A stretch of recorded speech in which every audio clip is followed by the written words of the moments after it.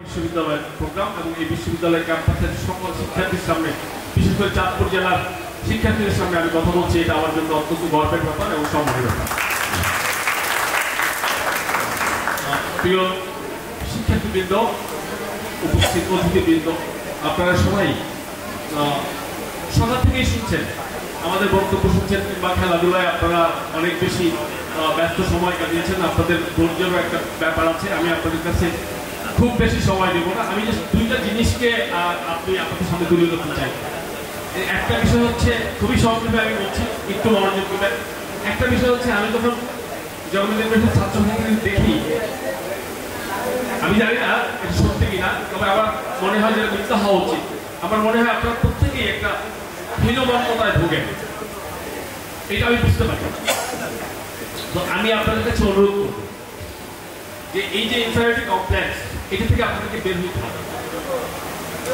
আপনাদের মধ্যে যে হীনমন্যতা কাজ করছে, যে অন্যান্য প্রতিষ্ঠানের সাথে আমি পেরে উঠবো কি উঠবো না, অন্যান্য প্রতিষ্ঠানের সাথে ছেলেমেয়েদের সাথে আমি কোনো প্রতিযোগিতায় টিকে থাকতে পারবো কিনা, এই যে সন্দেহ, এই হীনমন্যতা, এটা দূর করার দায়িত্ব একেবারেই আপনাদের। আর আমি মাননীয় শিক্ষকবৃন্দের কাছে অনুরোধ করবো যে আপনারা একটু স্পেশালি ওনাদেরকে একটু কাউন্সিলিং করেন।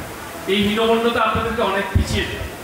সুতরাং এই হীনমন্যতা থেকে আপনাদেরকে বের হতে হবে। আপনি পারবেন, আপনি পারেন, এটা আপনাকে প্রমাণ করতে হবে। এই চ্যালেঞ্জ আপনাকে গ্রহণ করতে হবে।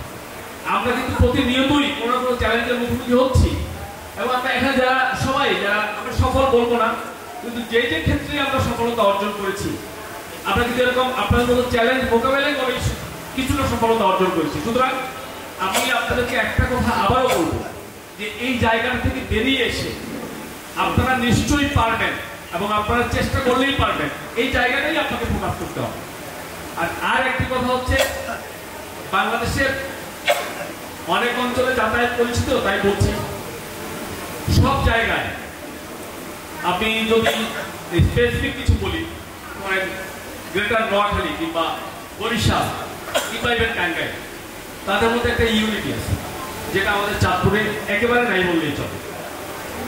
আমি খুবই দুঃখিত, এই কথাটা আমার বলতে হচ্ছে এই কারণে, আমি প্রায়ই দেখছি যে আমাদের চাঁদপুরের ছেলেদের মধ্যে বা গ্রেটার কুমিল্লার ছেলেদের মধ্যে ঐক্যবদ্ধ যে থাকার যে একটা প্রয়াস, ঐক্যবদ্ধ আমাদের থাকতে হবে। ঐক্যবদ্ধ থাকলেই যে আমরা একটা জিনিসকে অ্যাচিভমেন্ট করতে পারি, এই জিনিসটাই আমাদের ঘাটতি রয়েছে।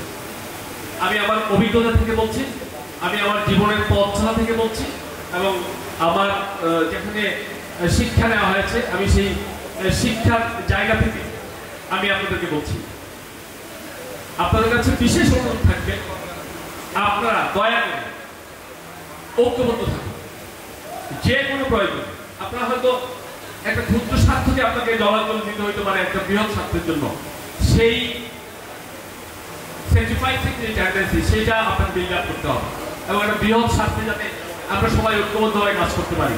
সেজন্য আমি আপনাদেরকে প্রত্যেককে আবারও বলবো, এই দুইটা জায়গায় আপনারা বেশি ফোকাস করুন। আপনারা ফোকাস করলেই ঐক্যবদ্ধ চাঁদপুর এগিয়ে যাবে ইনশাআল্লাহ। আর